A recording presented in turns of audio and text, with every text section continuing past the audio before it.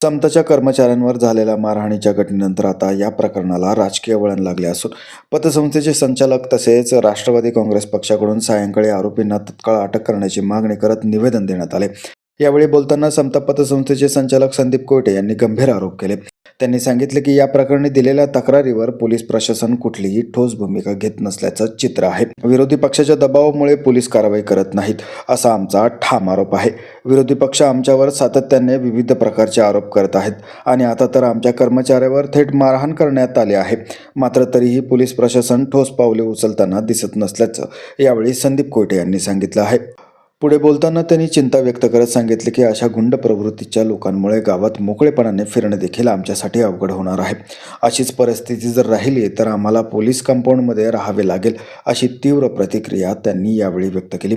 सर्वांना माहिती आहे की कोपरगाव शहरामध्ये नगरपालिकेच्या सार्वत्रिक निवडणुका चालू आहेत आणि या निवडणुकीच्या पार्श्वभूमीवर मागच्या 15 दिवसापासून शांततेमध्ये प्रचार सर्व यंत्रणा व्यवस्थित शांततेत चालू होती।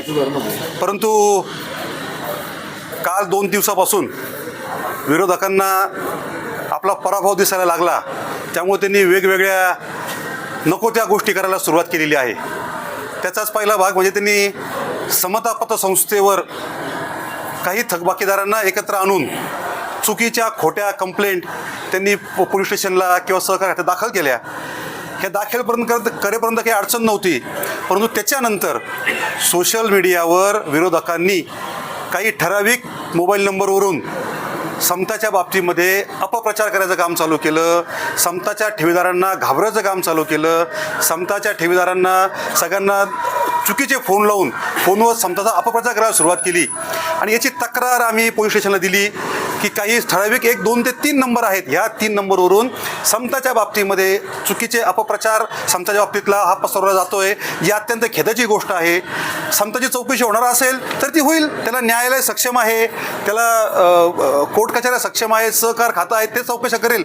परंतु त्याच्यापूर्वीच समताच्या नावाने नको त्या भाषेमध्ये अपप्रचार करायचं काम विरोधकांनी चालू केलेलं आहे आणि त्याच्या बाबतीमध्ये आम्ही तक्रार पोलीस स्टेशनला 3 दिवसापूर्वी इथं अर्ज दाखल केलेला होता। परंतु मला सांगायला खेद वाटतो की पोलिसांकडून आजपर्यंत कुठल्याही प्रकारची कारवाई त्या नंबरवर करण्यात आलेली नाही। त्यांचं म्हणणं आहे की अजून आम्हाला रिपोर्ट आलेले नाहीत, नंबर लागत नाही आहेत।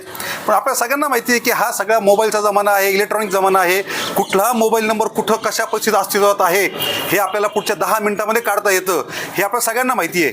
परंतु खरं तर आम्हाला सांगायला खेद वाटतं की अजूनपर्यंत पोलिसांनी त्या नंबरचा तपास लावलेला नाही आणि त्या नंबरवरून अजूनही अपप्रचार संस्थेचा चालू आहे। म्हणजे याच्यात थोडंसं खेदाने म्हणावंसं वाटतं की आम्हाला असं वाटतंय की आमच्यापेक्षा लोकांना असं वाटतंय की पोलीस जे आहेत ते विरोधकांच्या बाजूने आहेत की काय। पोलीस जे आहेत हे राष्ट्रवादी काँग्रेस पक्षाला सपोर्ट करत नाही आहे। कुठल्याही दहशतीला त्यांना दहशती चालू आहे राष्ट्रवादी काँग्रेस पार्टीवर, त्यांना कुठेही दहशत थांबवायचा प्रयत्न पोलिसांकडून चालू नाही आहे, असं कुठेतरी एक वातावरण कोपरामध्ये तयार झालेलं आहे। नगराध्यक्षाचे उमेदवार ओमप्रकाश उर्फ काका कोयटे यांनी यावेळी कडक भूमिका मांडली।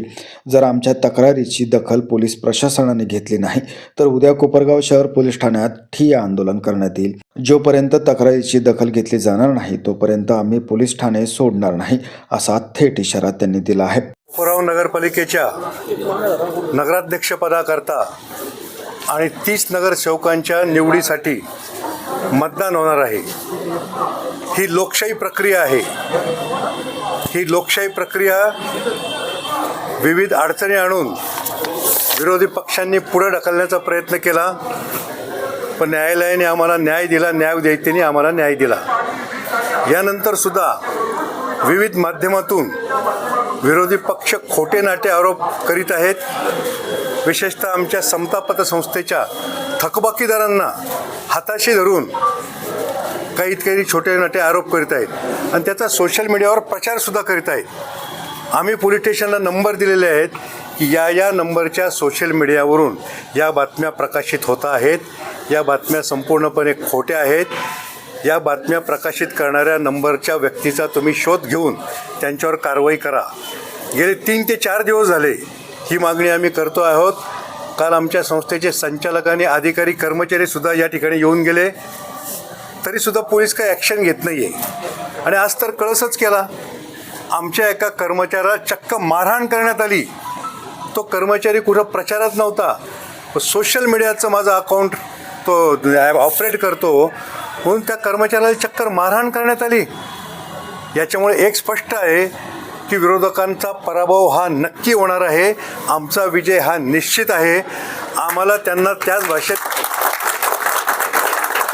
आम्हाला या सर्व मंडळींना त्यांच्याच भाषेत उत्तर निश्चितपणे देता येतं, परंतु आमचा विजय हा निश्चित असल्यामुळे आम्ही विजय होईपर्यंत वाट पाहणार आहोत. विजय आमचा एकदा झाला की मग हे आम्हाला त्रास देणाऱ्यांचा कसा बेत पाहायचा ते आम्ही निश्चितपणे बघू. परंतु सगळ्या कार्यकर्त्यांना माझं आव्हान आहे की आपण शांतता राखायची आहे. आपण शांतताप्रेमी लोक आहोत. आशुतोष दादांचे आपण कार्यकर्ते आहोत. दादांनी कधी आपल्याला दंगामस्ती करायचं शिकवलेलं नाही. त्यामुळे आपण शांततामय मार्गानं या ठिकाणी पोलीस स्टेशनला निवेदन द्यायला आलेलो आहोत. फक्त पोलिसांना आमची एक विनंती आहे की या अशा प्रकारच्या गुन्हेगारीचा बंदोबस्त तुम्ही केला पाहिजे आणि आम्हाला संरक्षण दिलं पाहिजे. आमची प्रमुख मागणी आहे आम्हाला संरक्षण देण्याची. ते संरक्षण जर तुम्हाला देता येत नसेल तर आम्ही या ठिकाणी सत्याग्रहसुद्धा करू शकतो, परंतु आम्हाला संरक्षण पाहिजे. आमचे जे काही 30 उमेदवार आहे यांना संरक्षण पाहिजे.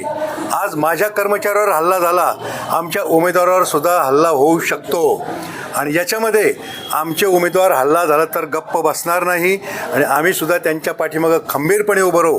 त्या कोपरगावच्या जनतेनं जो आमच्यावर विश्वास टाकलेला आहे, कोपरगावची जनता आम्हाला जे निवडून देणार आहे, हा पराभवसुद्धा विरोधकांना पचवता येत नाही. जेवढे ते आरोप करतायत, जेवढे षडयंत्र रचत आहेत, तेवढं जास्तीत जास्त मताधिक्य आमचं वाढणार आहे याची आम्हाला खात्री झालेली आहे. जनतेने सुद्धा तशा प्रकारचं ठरवलेलं आहे. परंतु पोलीस स्टेशननी आम्हाला संरक्षण द्यावं आणि संरक्षण जर त्यांना देता येत नसेल तर आम्हाला तसं सांगावं. आम्ही आत्तापर्यंत जे या ठिकाणी अर्ज दिलेले आहेत त्या एकाही अर्जाची पोलीस स्टेशननी साधी चौकशीसुद्धा केली नाही. सोशल मीडियाचं जे अकाउंट आहे त्याला ते फोन करून त्या व्यक्तीला ताबडतोब इथं किमान चौकशी करता तरी बोलू शकतात. ते चौकशीला बोलवलं नाही तर कारवाई करायचं लांबच राहिलं. आज आमच्या कर्मचाऱ्याला मारहाण झाली, याचं FIR-सुद्धा आत्ता नोंदवलेली नाही. आत्ता नोंदवली. आम्ही या ठिकाणी आल्यानंतर FIR नोंदवली. अशा जर FIR नोंदवणार नसतील तर आम्हालासुद्धा त्याच पद्धतीने उत्तर देता येतं. परंतु आम्ही सगळे शांतताप्रेमी आहोत. आम्ही शांततामय मार्गानं या ठिकाणी येऊन आंदोलन करू. या तक्रारीची दखल जर पुढच्या उद्यापर्यंत घेतली नाही, उद्या आपण या ठिकाणी येऊन ठिय्या आंदोलन करू की जोपर्यंत आमच्या तक्रारीची दखल घेतली जात नाही तोपर्यंत आम्ही पोलीस स्टेशन सोडणार नाही. या घडामोडीमुळे कोपरगाव शहरातील निवडणूक वातावरण अधिकच तापत असून पुढील काही तासात पोलीस प्रशासन कोणती भूमिका घेते याकडे सर्वांचं लक्ष लागून आहे. माझं गाव चॅनलसाठी स्वप्नील कोपरे, कोपरगाव.